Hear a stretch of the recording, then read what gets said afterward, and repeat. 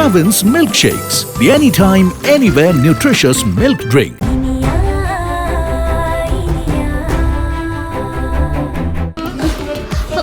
ஏய் என்னடா பாரு பப்ளிக் பிளேஸ்ல பார்க்க மாட்டோம் அவனே. இங்கேயே உன் நெத்தியில வச்சு துப்பாக்கி வெடிக்க ரொம்ப நேரம் ஆகாது.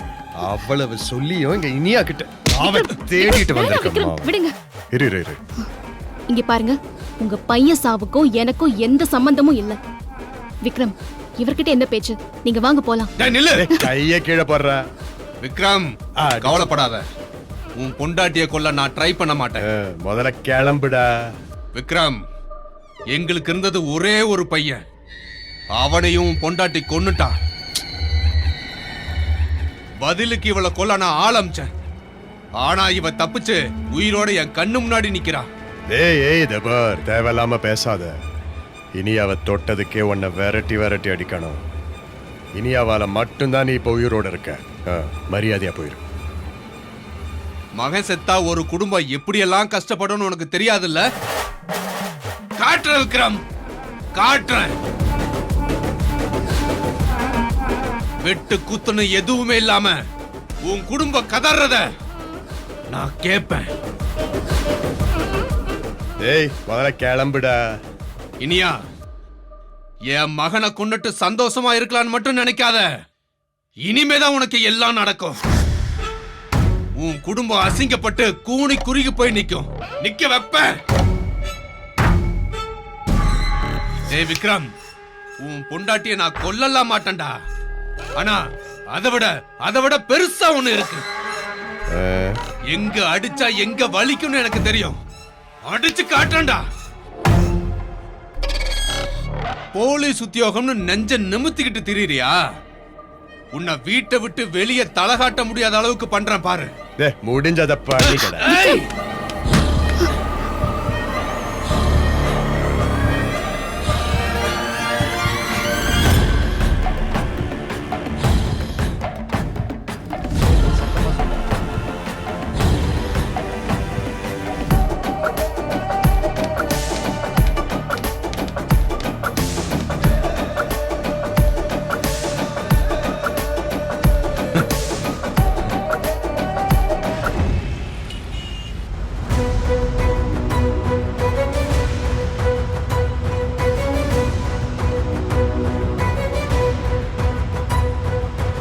அந்த கண்ணாயிரம் எதுக்காக அப்படி சொன்னா?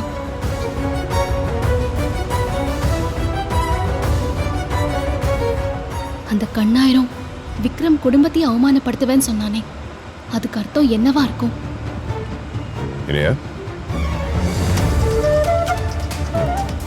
இனியா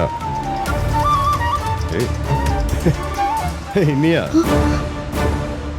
என்ன ஜினியா, கூப்பிட்டது கூட காதல விடலையா? அதெல்லாம் ஒண்ணும் இல்ல விக்ரம். என்னாச்சு? சரியா போச்சு போ. இவ்வளவு தீவிரமா திங்க் பண்ணிட்டு இருக்கியே, உனக்கு என்ன ஆச்சுன்னு கேட்கத்தான் நான் கூப்பிட்டேன். எனக்கு ஒண்ணும் இல்ல விக்ரம், சும்மாதான். ஒண்ணு இல்லைன்னு சொன்னாலே அதுக்கு பின்னாடி ஏதோ ஒரு விஷயம் இருக்குன்னு தான் அர்த்தம். சொல்லு நீ, எதுவாக இருந்தாலும் என்கிட்ட சொல்லு. ஒரு காஃபி சாப்பிடலான்னு நினைச்சேன். அதை எப்படி உங்ககிட்ட சொல்றதுன்னு தான் நான் யோசிச்சுட்டு இருந்தேன். அதுக்கா இவ்வளோ யோசிச்ச? காஃபி தானே, சாப்பிட்டா போச்சு. அது எங்க பக்கத்துல இங்க ஒன்று இருக்கு. ஓகே தானே?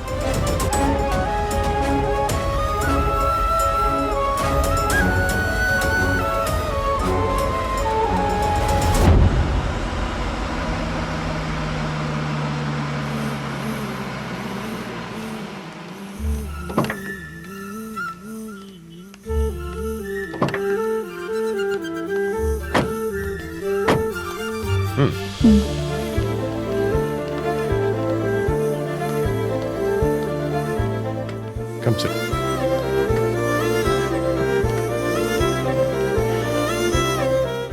வாங்க சார். Excuse me. வாங்க மேடம். ஸ்ட்ராங்கா 2 ஃபில்டர் காஃபி. Okay madam. ஒரு நிமிஷம். அவங்களுக்கு காஃபி, சரி எனக்கு tea. Okay sir. Okay. Vikram, ஆச்சரியமா இருக்கு. நீங்க வழக்கமா காஃபி தானே சாப்பிடுவீங்க, இப்போ என்ன புதுசா டீ?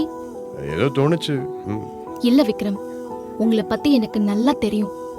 உங்களுக்கு காஃபி தான் ரொம்ப பிடிக்கும். அதுவும் ஏன் கூட காஃபி சாப்பிடுறது தான் உங்க ஃபேவரட். முதல்ல சொல்லுங்க, ஏன் காஃபி வேணான்னு சொல்றீங்க? நீங்க காஃபி வேணான்னு சொன்னது காஃபியை மட்டும் இல்ல விக்ரம், அது நமக்குள்ள இருக்கிற ஒரு எமோஷன், நமக்குள்ள இருக்கிற பந்தம். அத நீங்க வேணான்னு சொல்ல மாட்டீங்களே, என்னாச்சு விக்ரம் சொல்லுங்க. அதான் சொன்னேனே, தோணுச்சு. நான் உங்களை விட்டுட்டு போனதும் என்ன நீங்க வெறுத்த மாதிரியே காஃபியை வெறுத்துட்டீங்களா விக்ரம்? நீங்க காஃபியை வேணான்னு சொல்றீங்களா இல்ல என்ன? என்ன திடீர்னு இப்படிலாம் பேசுற?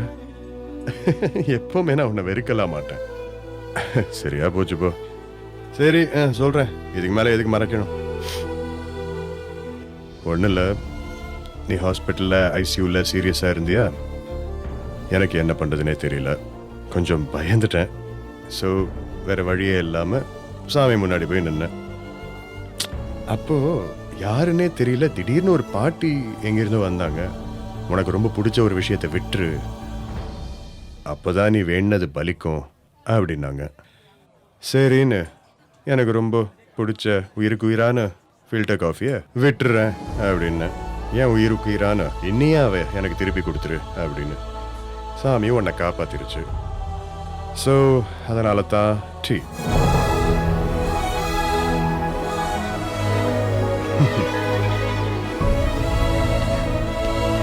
சார்.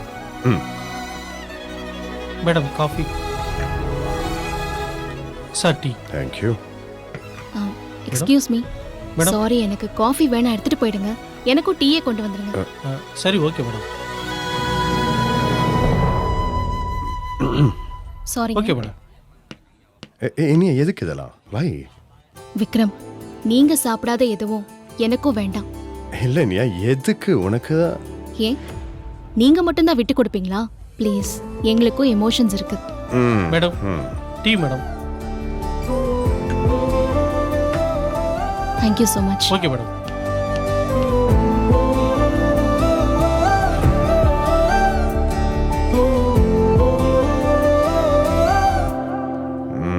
ஓகே சரி. இனியா, எங்க கார்ல நம்ம வந்துட்டு இருக்கும்போது ரொம்ப தீவிரமா எதையோ யோசிச்சுட்டு இருந்தியே, என்ன ஆச்சு? அது அந்த கண்ணாயிரம் நம்ம குடும்பத்தையே அவமானப்படுத்துவேன்னு சொன்னான்ல, அத பத்தி தாங்க யோசிச்சுட்டு இருந்தேன்.